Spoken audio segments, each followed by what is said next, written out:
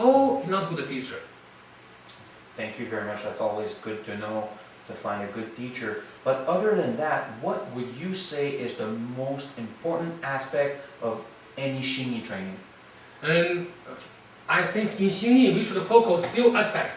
First, force and power. Second, fighting strategy.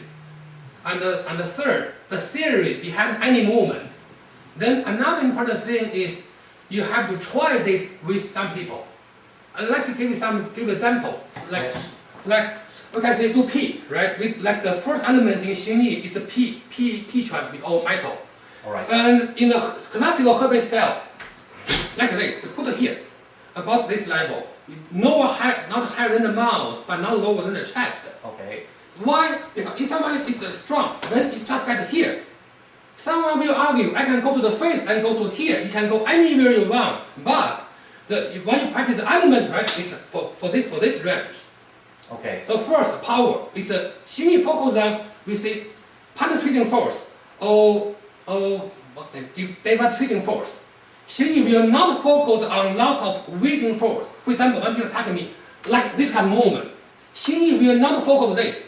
At least in the 5 elements, we do not focus this. Right. This kind of technique should be done or should be practiced in animal form, not elements. So few aspects students should focus when they begin to learn this style. All right. To further on this, a very popular word for practitioners and students Yes. of internal martial arts is qi. Yes. How would it apply in Xingyi and in practical term? What is qi? Qi, yes. When people talk about internal style, they always want to use the word qi. But in Chinese language, in Chinese martial art, even in the meditation, in medicine, qi can be used at anywhere. Why?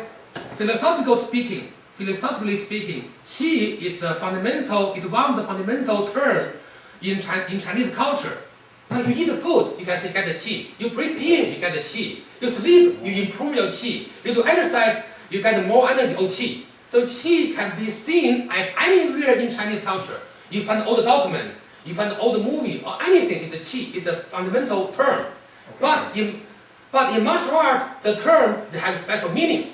We say in qigong, that qi means vital energy. It's kind of unknown answer now still. But in Chinese martial art, in Chinese medicine or qigong or meditation without qi, it's kind of vital energy, move in the body.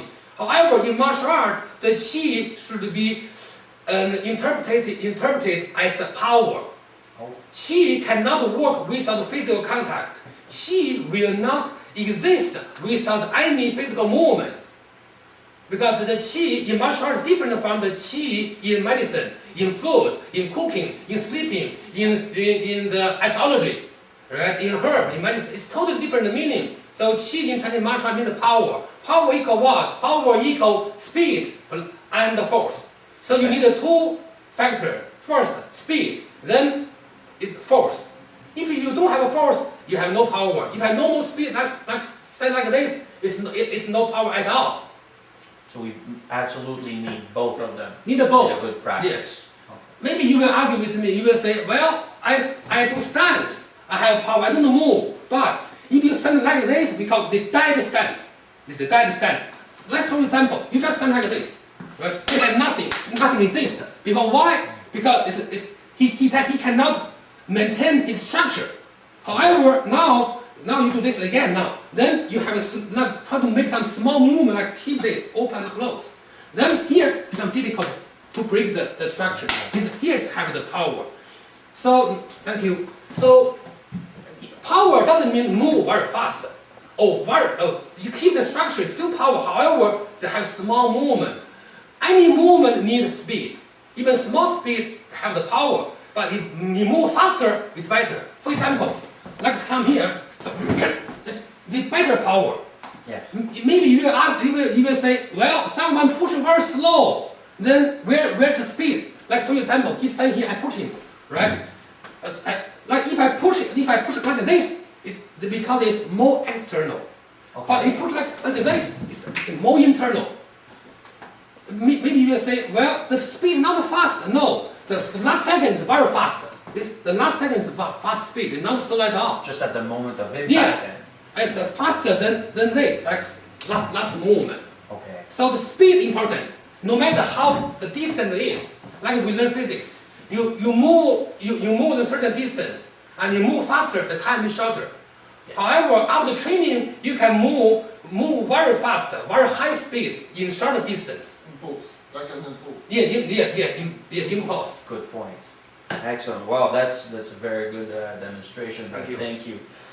Well, I'm gonna switch a little bit on the subject. I want to know, because nowadays society, people don't have as much time to train into martial arts, which used to be a field that people would training all day because that would be their profession as well. So what would you say for people nowadays who try to train in traditional, what is the place of traditional martial arts in today's society? Yes, we talk about today's society. Then I want to talk a little bit before, what I did before, Okay. and what I've seen before. And fortunately, I have seen many famous masters when they were alive. But I'm from Tianjin, I'm from that Hebei area, and my family is a martial art family. And there are so many good masters visit my family or we visit them. And I have been in that kind of situation too many times. And I have seen how all the masters practice and how I practice. So two topics. First, how other people practice. In China, in that time, I don't know now, because I have been here for years. In China, to serious practitioner, they have to do this every day. No matter how old, how sick, how good you are, how bad you are, no matter what kind of stuff, you have to do this every day. In certain time, certain schedule. This is how to be before. And if you die, the day you die is the day you stop. If you can breathe, you can walk, you can have the power to breathe your ball, to eat food, so you have to practice. That's our mentality. Second, how did I practice? When I was a kid, because 7, 8 years began, and so years old I began to practice. At least I had to practice 3 hours a day. It means 3 hours continuous practice.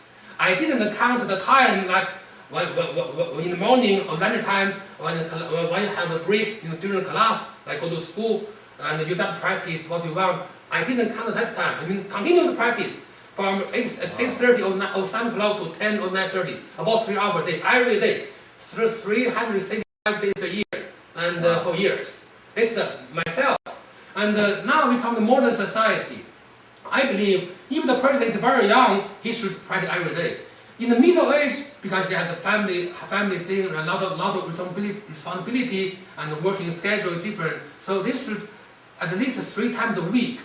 I mean, serious practice 3 times or twice a week. But casual practice, like by yourself in the morning or in the evening, about 30 minutes or 15 minutes a day to maintain your skill.